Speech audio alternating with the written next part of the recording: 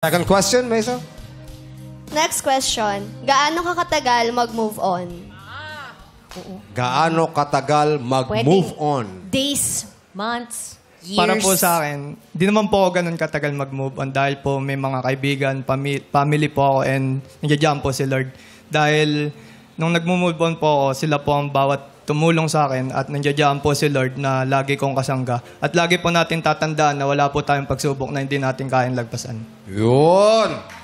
Sandali lang, ha? Parang After ni makata Mariano, si Mariano, no? after ni Mariano, si Anduri muna, baka makalimutan ulit eh. Oo, Dapat siya Anduri, na ikaw unahin ka na muna namin, sumagot, Anduri. oo. Anduri, ano sagot mo doon? Ano pulit yung tanong? Dapat ikaw mauna pala. Pakisara nga yung kurtina.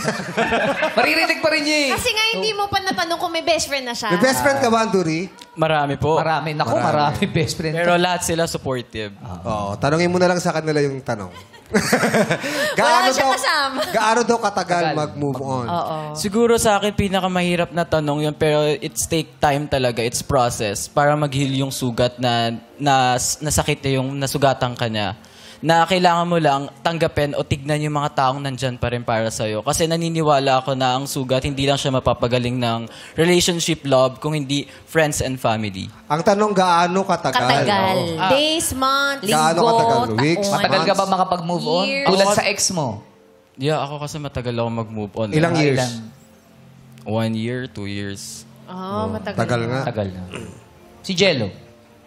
Actually, same lang yung sasagot niya. Pero for Thank you, Jello. Hindi pa, sasagot Sige, pa. Pero for me po kasi, it really takes time to move on po. Kasi hindi natin masasabi kung hanggang kailan or hanggang saan yung dadating ng pag-move on natin.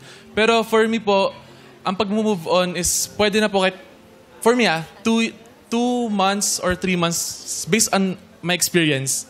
Kasi for as long as healed ka na, and for as long as naka-move on ka na from the past relationship, and doon mo siya masasabi na move on ka na, and ready to enter a Kaya new na pwede ka na relationship. makapag-date. Malinaw. Yes po. Pasok siya sa 3-month rule. Oo, pasok. Basil, narinig mo kanina kasagutan, sino ang pipili mo? Bibigyan mo ng green flag.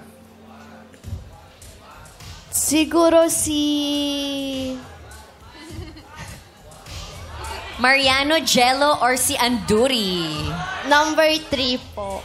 Si Anduri! Anduri! 1 to 2